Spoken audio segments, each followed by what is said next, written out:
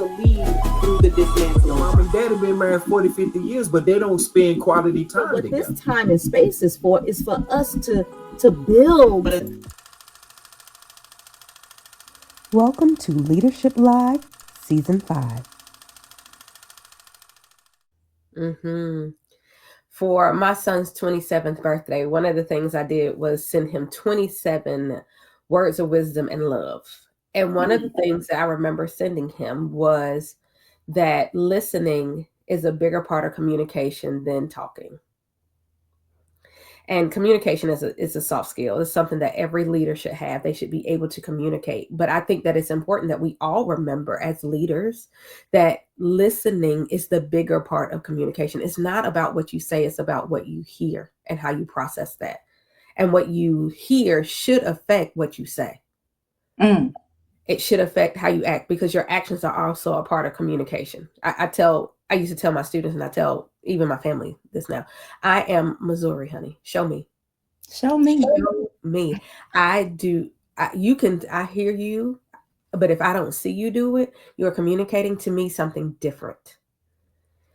So the fact that you say that you listen, the listening and hearing what these students are saying, or even their parents, hearing what's really there, that is informing you of what do I need to do next? How do I need to inform my curriculum? How do I need to shift even what I'm teaching you? Because now I realize that you don't want a voice lesson, but you are loving this piano. Let me talk to your parent about, maybe we need to shift our time. Mm-hmm. They have a voice. They do not want to use it. Like you talked about whether or not they use the gift. They don't want to use that, but they will play this piano like Chopin, like it's going down. But you don't know that unless you listen, or with the communication piece, you're listening to their action and their word. And if you're in a situation where you're communicating with people who are communing back with you, that can talk about growth.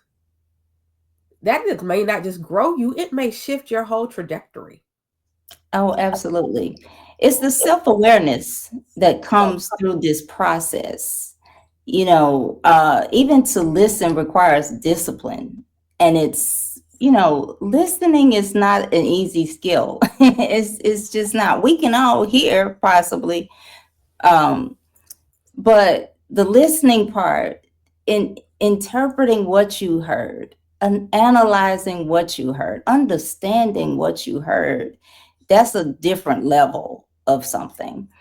And so it when we're talking about growing, I don't think that you can encounter the arts without growing. When you go to a movie, you got to grow in some kind of way, and it just may be, because you're being presented with life on a screen. You're being presented with different perspectives, a different reality even. And so you're going to grow just by having new knowledge, new information. And that's why it matters what you watch and what kind of art you engage with. That's one thing I loved about Swagger and the Swaggerverse, as you say. And I'm just going to give this quick thing about Reggie. I remember in school, they used to have us do a book review, and you had to, say what the book was about, blah, blah, blah. But then you had to also say something about the author. And I just always thought that was crazy. Like, why do I need to do this? I read the book, But fast forward to a more mature Dana. I understand now that in order to really understand the art, we need to know something about the person who created the art. When you get to know that person, or that's why we have bios, that's why we have other things.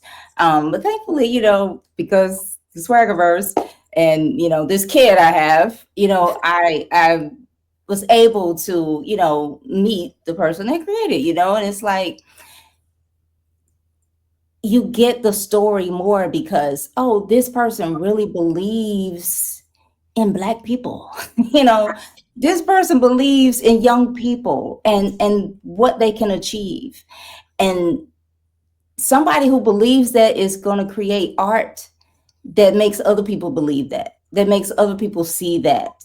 And so that's one of the real reasons why it's so important to carefully curate your encounters with art. What do we choose to give our attention to? Right. Right. um, because that's what's going to grow within us. Whatever we give our attention to, that's what's going to grow. Mm. That's a quotable right there. there's a young lady on social media, and she calls herself the girl with the notebook, and she always catches these glimpses of different people saying different things, and she says, if it's gold, then she writes it down in the book. That was gold.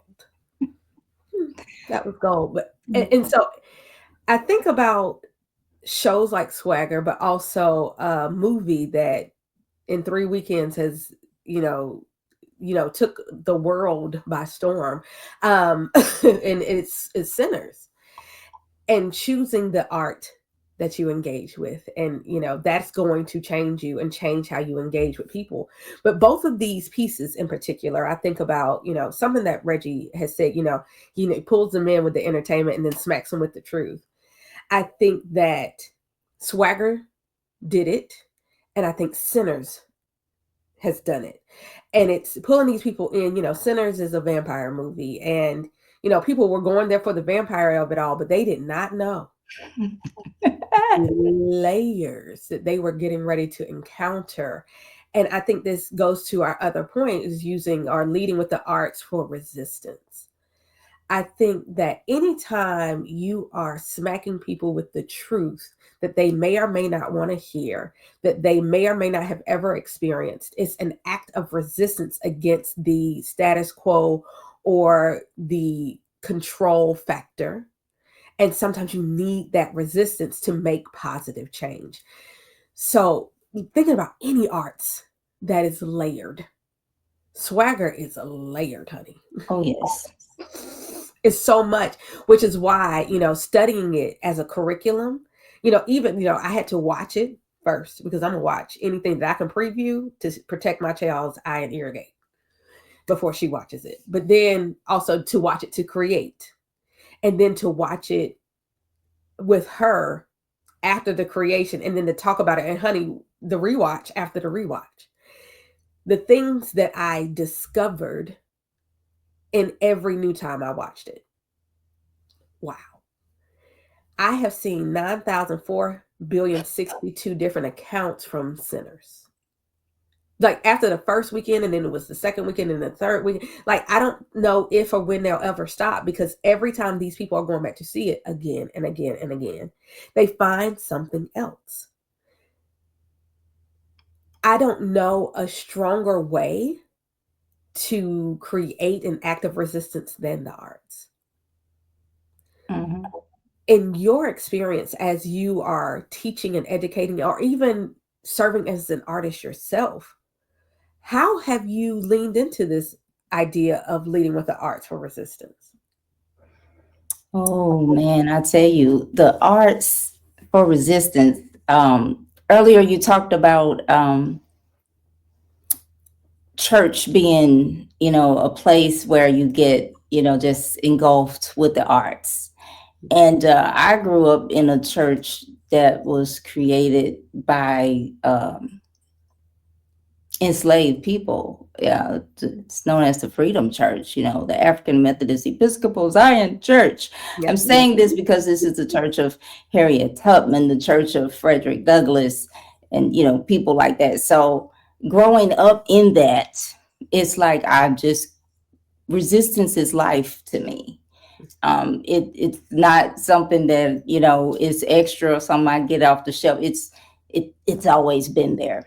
And so it's the songs, the ain't gonna let nobody turn me around. That's just like, I don't know. I probably knew that before the ABCs. You know what I'm saying? So Um, but that's the thing about when you get a song in you, and when it really gets in you, it's always there, just waiting for when you need it. Mm-hmm. And it will come up in the moment that it's needed.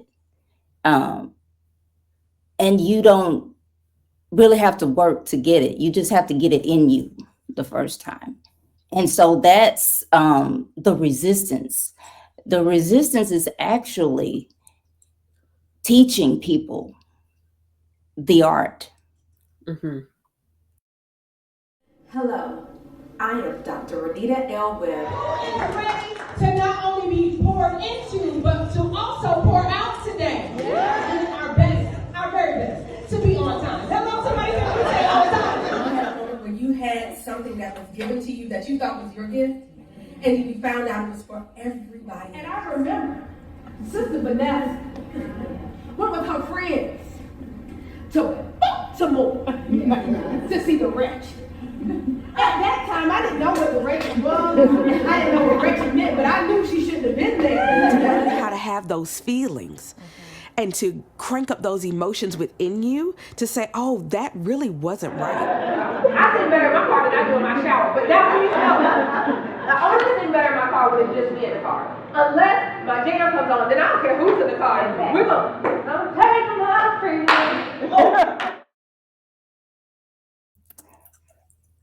Mm-hmm.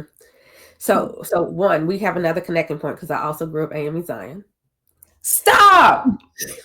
Who says that? Like, what? Very much so. Not AME, but AME Zion. AME Zion. Mm-hmm. I grew up AME Zion Church. Our home church is an AME Zion church. Okay. But also, that is so good. Just it's so I think about, what it's a hot topic now, the idea of vaccinations is getting something in you to help you resist something later. That music, the words of those music is like a vaccination. Girl. I'm going to get it now. I'm going to take that now. And when I need it, it's going to activate. Mm-hmm. Wow.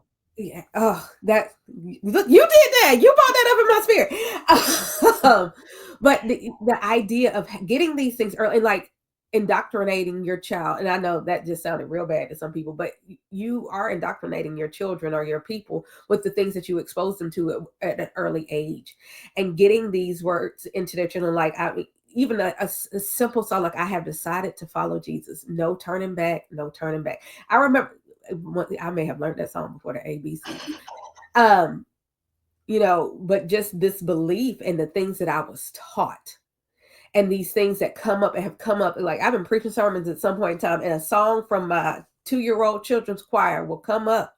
As the deer panthers for the water, so my soul longeth after thee. You alone are my heart's desire, and I long to worship thee.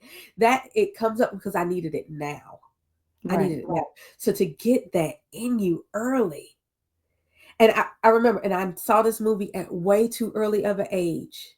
There are several movies that I probably saw too early, but I saw this movie too early, but it had enough innocence that I didn't know what was in it until I got older, right? And it was the movie School Days. Mm-hmm.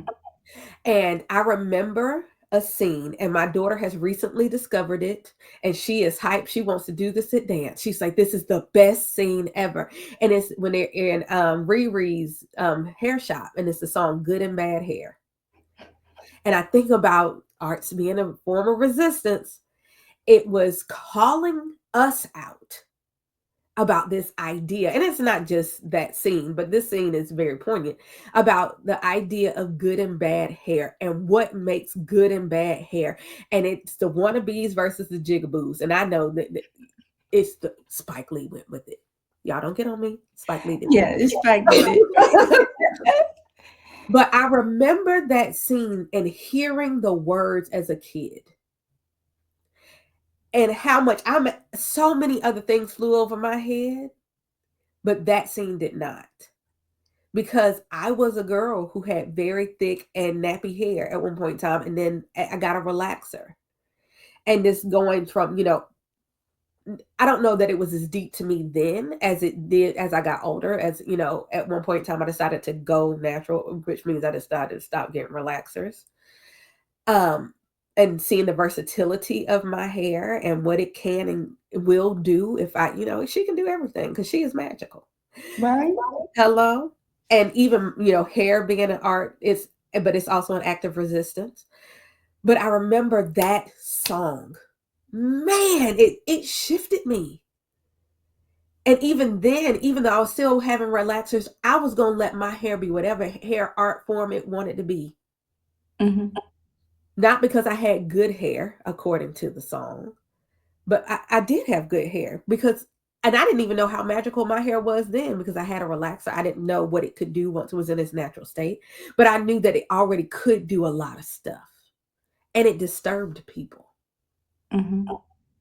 And that disturbance wasn't always bad. Right.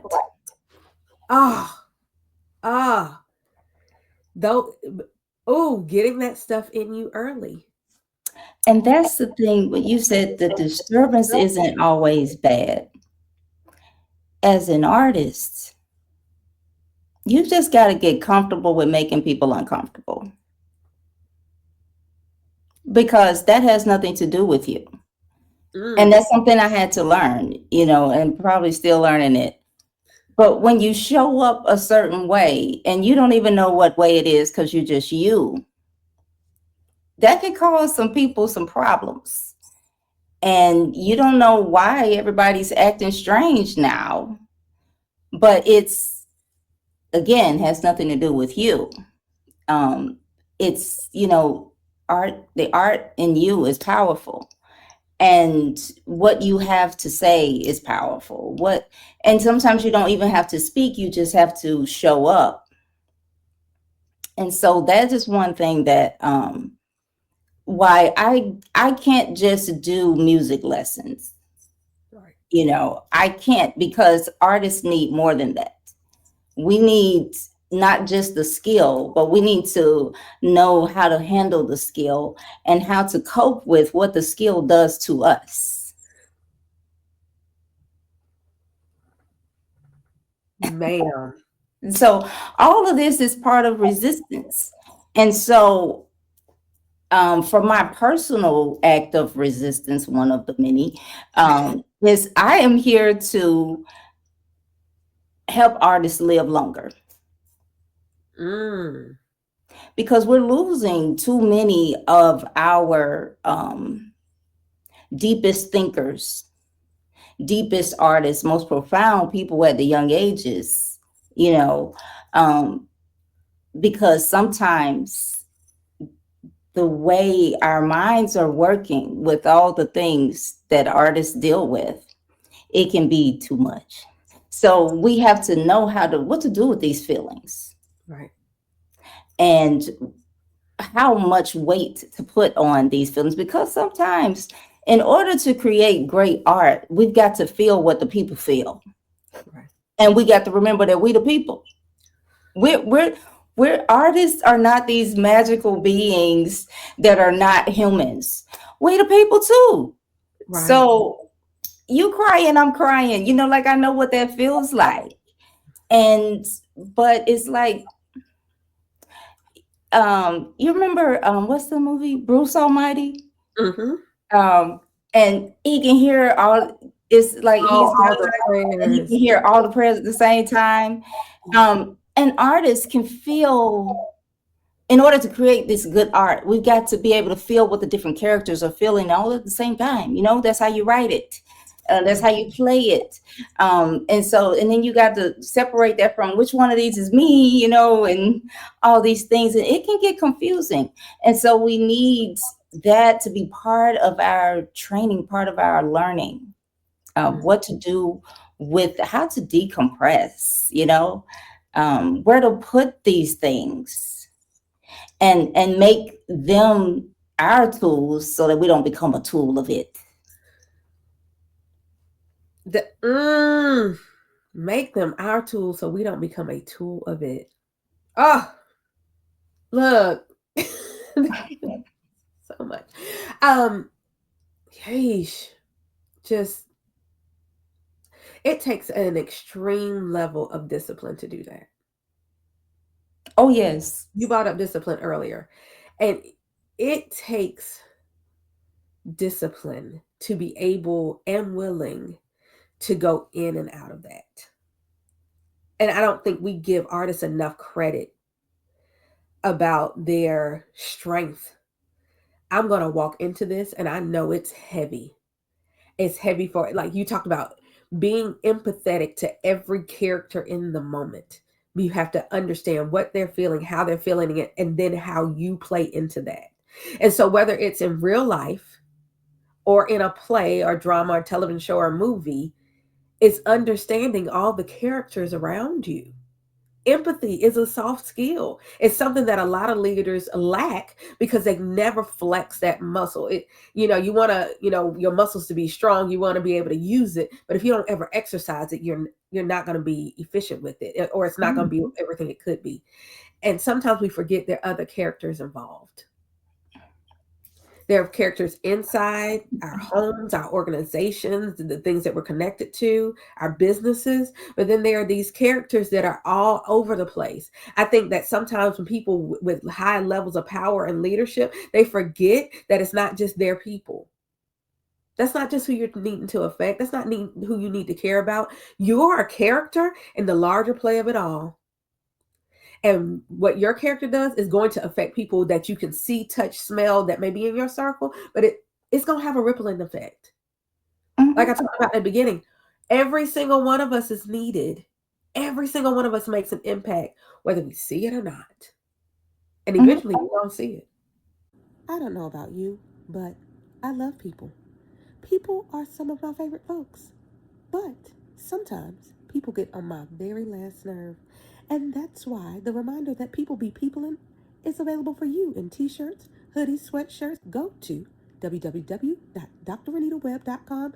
Click Use Your Words up in the right-hand corner and get yours today. You're going to see. This makes me think about, and you're going to say, how did you get on that stage fright?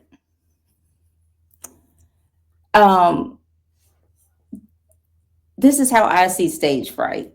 It's selfishness. You're thinking about yourself when you're on stage. You're thinking about what's good for you, and you're not thinking about the people that are coming to get your art.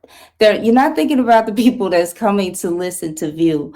And as you say, you talk about the leaders who are not always thinking about people who they don't feel like, is on their team or whatever. But it's not about you at that point. You're doing what you think is going to help you get to your next level. But that's stage fright. What you need to do is focus on why the people are there. You need to focus on who are the people. Maybe they just came through bad traffic to get to this event. I'm talking to artists now. Maybe they, had a flat tire on the way here. And then they, had to sweat it out. They got grease on their, what they're wearing, but they're still coming. And they came through a lot of things to get here. All you see from the stage is they're sitting there. So we got to stop thinking about ourselves. We're thinking about, what do they think? What are they going to think about me? What if I sound like this? What if I look like this? Ain't nobody thinking about that really when they come to a show. I mean, honestly, they coming because they're trying to forget their problems. They coming because they just want to feel okay for a little while. They coming because they want to be entertained. Stop thinking about yourself. And that's a life skill. If we do,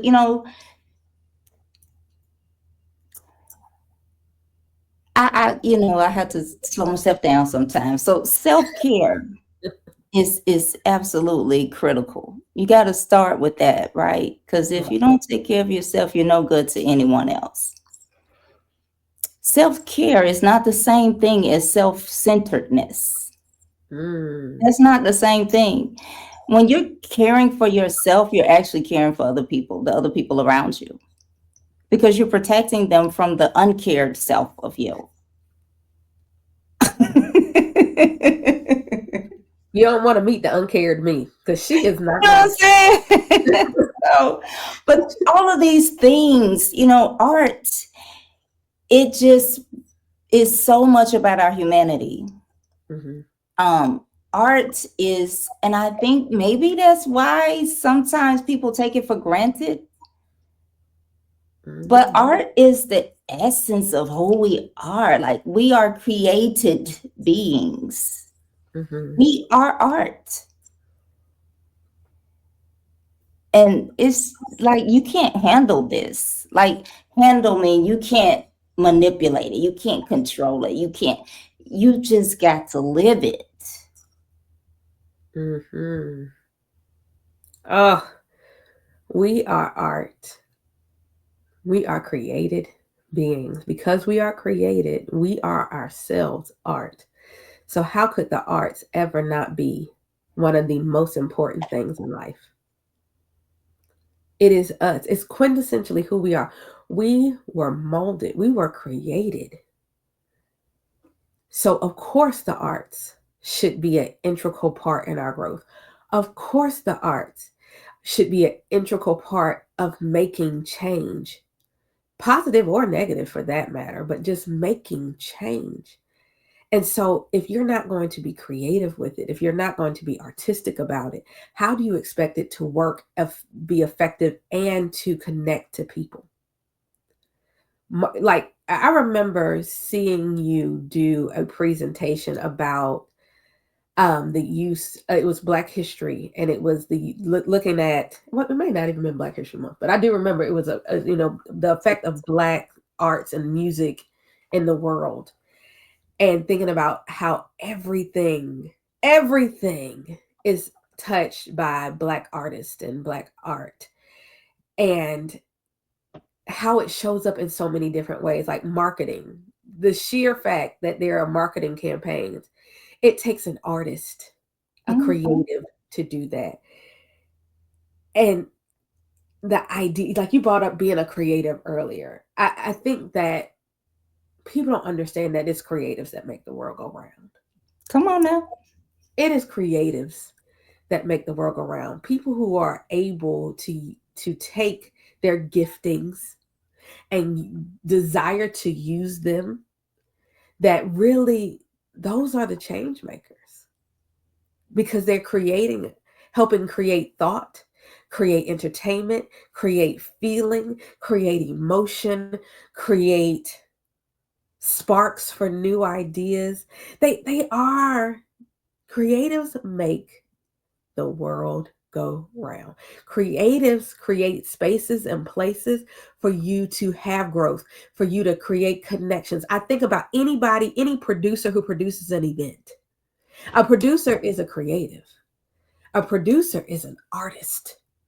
They are making the world go round. And whether they're producing an event that you're walking into, they're producing a show that you're watching, they're producing a movie that you're being a part of, they're producing the play, they're producing the political campaign. Come on, they're producers. They make the world go round. All these people who create these places and spaces for you to go to and lose yourself in any way, the people who curated the amusement park, the people who curated the song, that, because I think about how many people live and die by their playlist, honey. Playlists are changing the world. Oh, yes. But how can you have a playlist if there's nothing to play?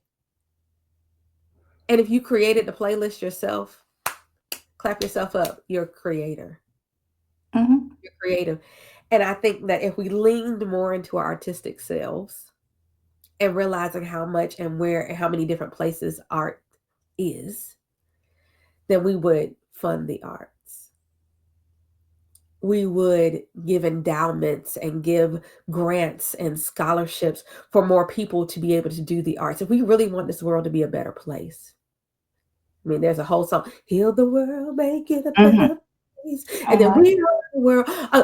All of this is expressed through the arts. If you really want to make the world a better place, you will do whatever you need to do now to support, to hone, to cultivate the soil where artists can grow. It's how we're going to change the world. It's how we're going to grow and become our best selves. It's how we are going to get to our next place of excellence. It's through the arts. It is through the arts. It's hot dog. That's it. It's through the arts. Make no mistake about it. That's where it is. The arts creating. You can create the reality that you want. Mhm. And that's one thing, absolutely support the arts. But what I need all my fellow artists to know is that we don't have any problems because we create. We don't have any problems, really. We create. We don't like what we see, we create something new. So you're never stuck. You just create something new. And everybody who wants to come with you will. Yeah. I think Um, the arts is hope. yes, the arts. The Hope. art is hope. Like you just said, we don't have to live in the land of problem. We can create Mm-mm. something new. You know, that thing of everything I needed to know I learned in kindergarten. And I think it's even before that because, like little babies, they play with blocks, they build it up, and they don't like it no more. They just knock it down and do something else. and you're like, oh, and then they're going on to something new. Just create. That's how we resist. You don't like what you see, create something new. Mm. We're going to stop on that. Or else this conversation going to go to 2 hours, and we don't have 2 hours. But if you don't like what you see, create something new. Oh, my. I think that a lot of people can find hope in that. People are frustrated. We're living in a time where people are frustrated. They're not seeing what they like to see. If you don't like what you see, create something new. Mm-hmm. Use your artistry. Use your creativity. And if you don't have it, go find somewhere that your creativity can be nurtured. Go to the place where you make the pottery and you paint it and they cook it for you in the kiln and you get it back and you see what you did. It may not be the cutest thing, but it was the thing you created. You don't like what you see, create something new. Be like the little kid with the Legos and the blocks. This is crud. We have built something crappy. Knock it over and create something new. Yes, you may have been a part of the problem, but you can also be a part of the solution. Knock it down, create something new. Help it be dismantled, create something new. Go to a new place, create something new. Show up differently. Even knock down your old self. You built some crap. Dismantle the crap you built. Go back and make the apology. Go back and right the wrong. Go back and give the money to a new place. Go do what you need to do to dismantle the wrong and rebuild it right. It can be recreated. It can be built anew. There is hope. What you see now does not have to be what you see later. There is hope. You can create something new. So, Dana, for all the people who are like, who is this lady and why hasn't she been in my life? How aware can they find you or possibly connect with you? It's easy. I am Dana Rice Music literally everywhere. My website is danaricemusic.com, and I'm on social, mostly Instagram, Facebook, at Dana Rice Music. So if you can spell Dana Rice Music, Dana Rice is right there in the corner for you. White rice, spicy rice, jollof rice, wild rice, RICE, Dana. Yes, Dana Rice Music.